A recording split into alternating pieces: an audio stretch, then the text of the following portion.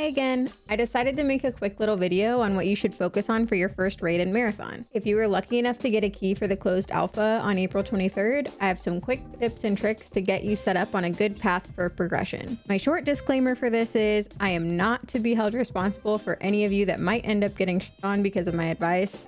But after putting 100 hours into the playtesting, I have a good idea on what I think it's important to focus on. If you didn't get a key and you need somewhere to hang out on the 23rd, I'll be live streaming the alpha on my Twitch channel. It's the same handle as this YouTube channel, so go over there and follow for any live gameplay you want to see. But don't worry, I will be posting here during the alpha as well.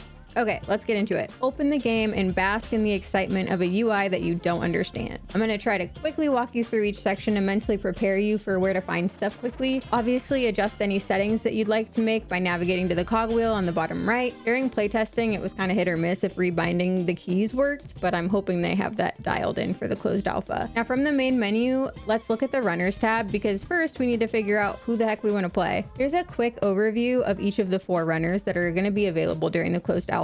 By the way, anytime I use the term heat, just associate it with stamina because that's essentially what it is in the game. First up is Locust. I would describe Locust as a gap closer. He's more of a tank, but he actually has some pretty good movement. His prime ability is Search and Destroy, which activates shoulder-mounted missile pods. A quick note about this ability, it is not just press and then rockets explode. You actually have to press, then lock onto an enemy, and then the rockets shoot as you shoot them with a gun. Apparently, Scaro learned this the hard way when we were fighting each other. Don't worry, he came back and annihilated us. But anyway, just make a note of that if you choose to play him. His tactical ability is called Riot Barricade.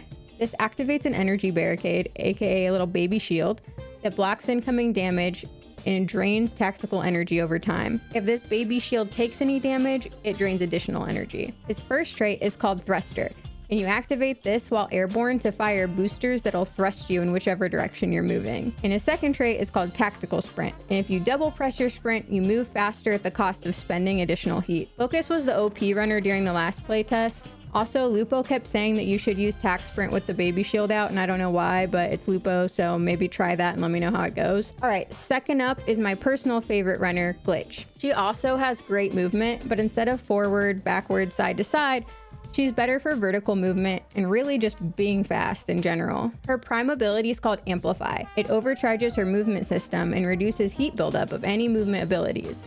It also increases movement speed and weapon dexterity. Her tactical ability is called Disruptor. If you press F, it transforms her arm into a cannon that fires a high-powered energy projectile that deals damage, and it pushes targets away. If you hold F, it overcharges the arm cannon, greatly increasing the size and damage of the blast. Her first trait is called Microjets. You use this in the air and you just perform a double jump at the cost of using additional heat. And her second trait is a Power Slide that actually grants a supercharged slide that generates additional heat. So if you love going fast, jumping on top of shit, sliding around, Glitch is a great runner for you. Our third runner is Blackbird, our Intel Angel. Her prime ability is called Echo Pulse. It activates her shell's advanced detection system and releases a series of sonar pulses that reveal the location of nearby hostiles. AKA, it turns her into a walking UAV tower. Her tactical ability is a tracker drone. It deploys a mechanized microbot that tracks down nearby hostiles and explodes, causing them to overheat if they get caught in the blast. Her first trait is called Interrogation. This gives her a warning in her shell's HUD whenever she's pinged by an enemy runner.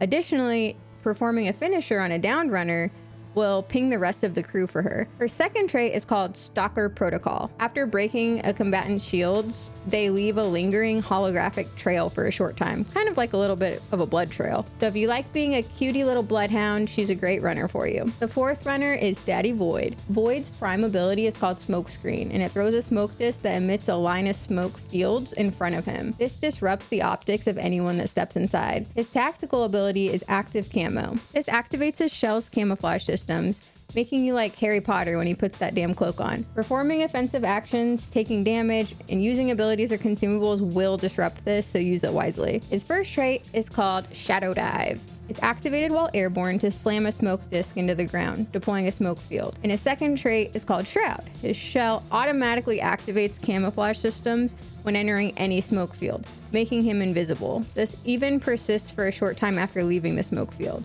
So if you like being a sneaky little freak, choose void. Okay, we picked a runner, so now what? I personally suggest navigating to the factions tab first and watching the very fun and cool video introductions for factions that you have unlocked. I don't have footage of these yet, but they were cool to watch and listen to. Spend some time in here navigating around the trees that you've access to and get an idea of what you need to find to start unlocking upgrades. You'll notice that some upgrades say things like +5 agility or +5 hardware.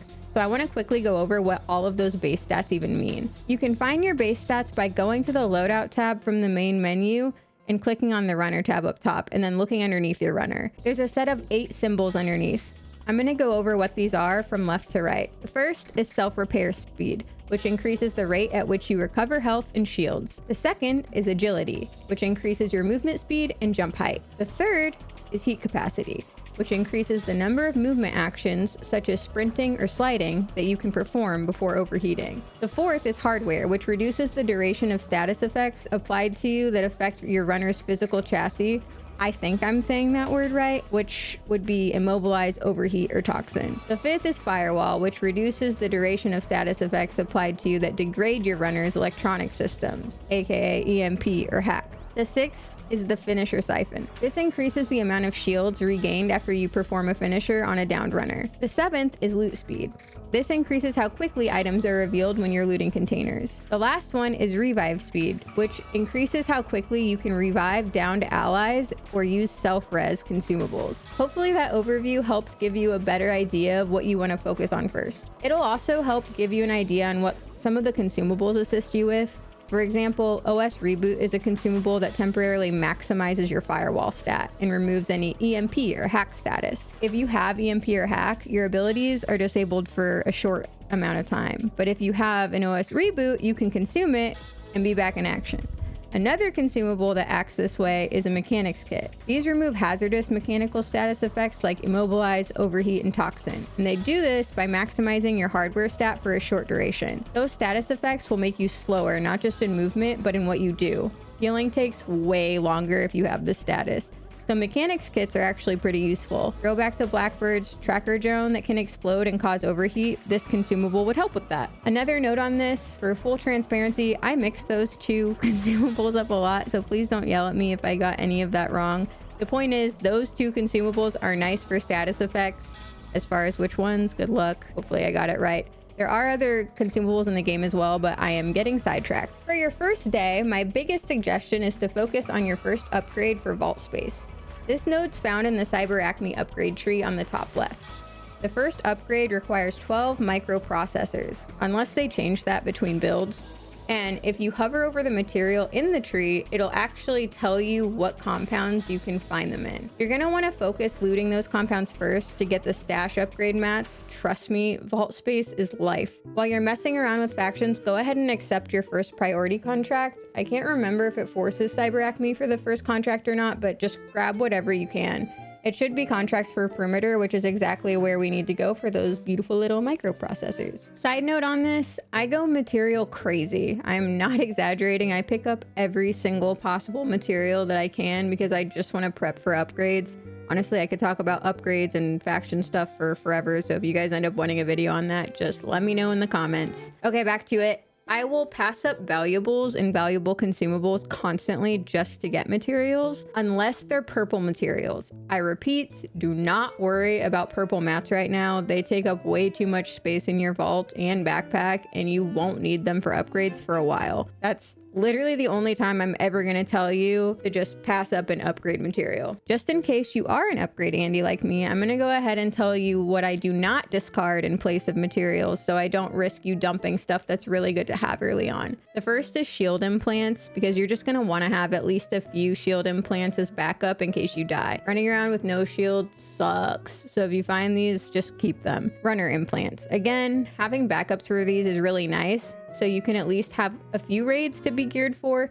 Even if they're just random implants, something's usually better than nothing. The next one is guns that I love and know I'm going to use. For me, if I find a long shot or a bully SMG, I usually take it to have as a backup. If you know of a weapon that you really like or want to try, don't pass it up. Just try to get it out as a backup. Unless it's an overrun IR, that gun is terrible and they are way too readily available. You don't need an extra in your vault. I promise, do not pick it up. Just actually throw it on the ground, set it on fire. The only problem with hoarding backup guns is your vault fills up very quickly, but good thing we are focusing on those vault upgrades. The next thing is MIPS rounds. These are sniping rounds, so if you like sniping, these rounds can be pretty expensive on the black market, so I grab them if I see them. And the last one's weapon mods for guns that I actually use. I made the mistake in the first playtest of picking up a bunch of weapon mods for guns that I would just never care about, and they just weren't worth the bag space or the vault space. With all that being said, I know you're new and you haven't started the game yet, so you probably don't know which weapons you like or feel good. Take the first match, just shoot as many different guns as you want. Start figuring that out. You could go in naked with a knife. Do it, screw it, why not? Just don't kit up, go in naked, go knife some UESC and go crazy.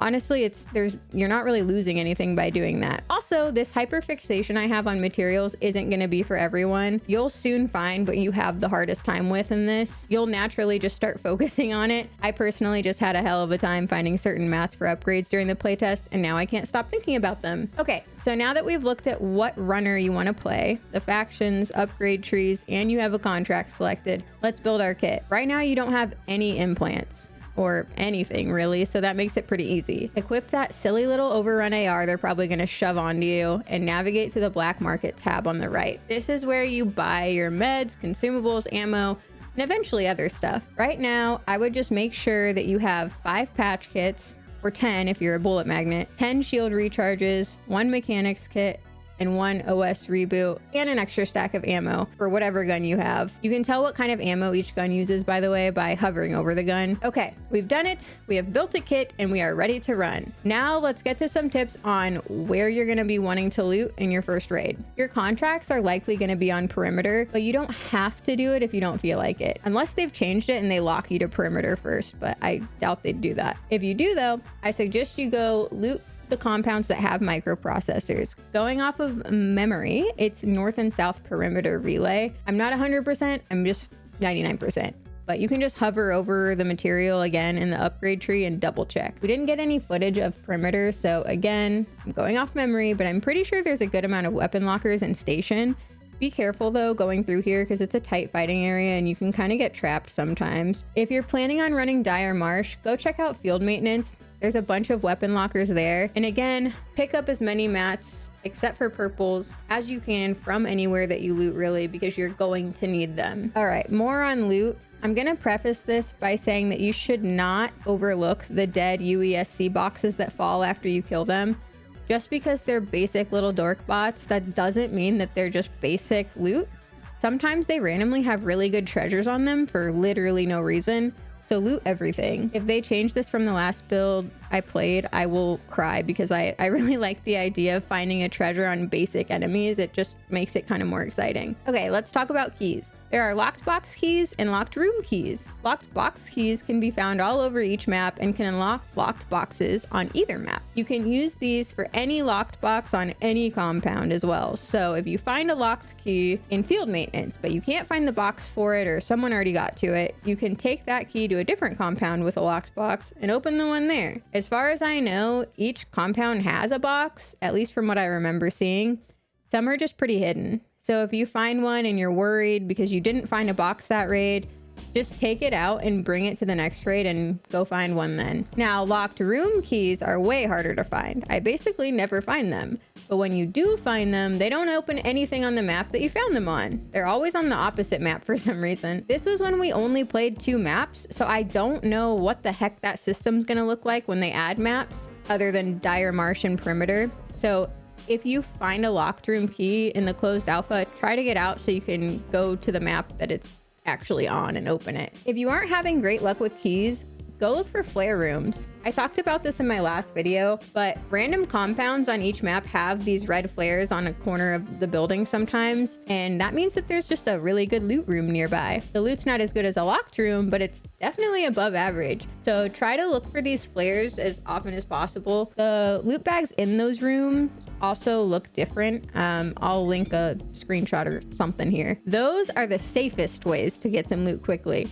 Now I'm going to tell you guys about a different way to get some loot that'll definitely give your position away, but they are more high risk, high reward. The first are these floating drones that fly around the map that have a yellow box attached.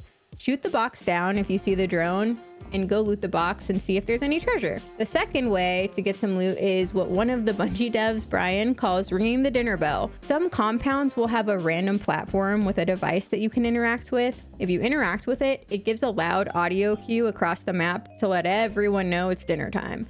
Then a ship comes and drops 4 pods of loot that usually have some pretty good weapon attachments. The only downside is everyone on the map can see where the ship's going to drop the pod, so be careful. Another way to get loot that requires making some noise is finding mini bosses that are around the map. They usually have better treasures to loot, and sometimes in between compounds, they're actually guarding a little loot box. Again, usually have some slightly better treasures. If you're less loot oriented right now and you just want to grind XP, do your priority contracts and just try completing the run objective. For priority contracts, some of them say stuff like download research here, upload something here. You simply have to go to the location that it wants you to go to, and when you get close to whatever objective you're trying to do within the location, you'll see an indicator pop up on your screen. There were a couple of tasks that I had to wander around for a bit before the indicator popped up, but they are there. They're just kind of annoying sometimes. The others are pretty self-explanatory. For the run objective, I'm less knowledgeable on this because they changed it since the last playtest. All I know is you interact with a terminal at a designated compound. It should be the intercept or incursion icon on the map, I think. I genuinely can't remember which one. And you do what it says. It'll update your map if you need to go to a different spot. They're pretty easy to get the hang of. I just don't remember how it starts. Again, just use your map. It also tells you where to find your exfil, guarded exfil, and other high value targets. All right, now that you're geared, you know where to loot. I'm gonna end this by telling you what I like to do as soon as I spawn into a raid. Once I'm in, I open my map and I mark my exfil, just so I know how far I am from it at all times. It's easy to lose track of time in raids for some reason in this game, more so than other extraction shooters I've played. Then I try my best not to aggro anything, so I'm not the first shots you hear on the map. You don't have to play like this. I just like to be the third partier, not the one getting third partied. From there, it's a matter of playing out the rest of your raid to accomplish whatever you decide. The last useful piece of info is knowing what the heck an exfil looks like. It's like a purple stand looking thing in a compound. You can just walk up to it and interact with it. Keep in mind, when you activate your exfil, it shoots a beam into the sky and again plays an audio cue so the rest of the map knows you're trying to get out, and they can choose to try to run you down if they feel like it. There will be times when you walk up to one and you can't interact. That's just because it's not your exfil. Congratulations, you have found someone else's exfil and you may choose to rat it if you choose. But in all seriousness, your exfil will always be marked on the map for you, so try to get to that one. Apparently there's a last chance exfil that happens after the raid timer runs out that spawns somewhere random and you have to fight anyone still left for the last ride out. That's just a little rumor I heard. I never actually saw that. So hopefully if you do end up running the timer out on accident, it's real, so maybe you have a chance. Finally, if you die and lose everything and just keep losing, don't get discouraged. There's sponsored faction kits that are actually really useful and will give you a way to get back into the game quickly.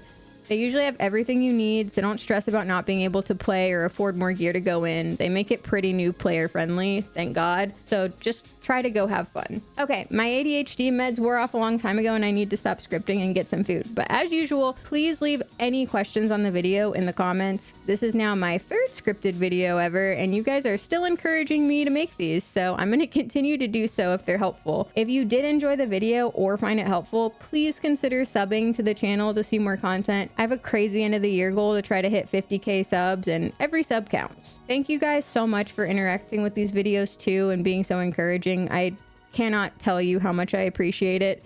I didn't anticipate that I would enjoy scripted gaming content like this much, but I've been having a lot of fun making these. Leave any suggestions too for any future videos that you'd like to see in the comments. Thank you again and see you later.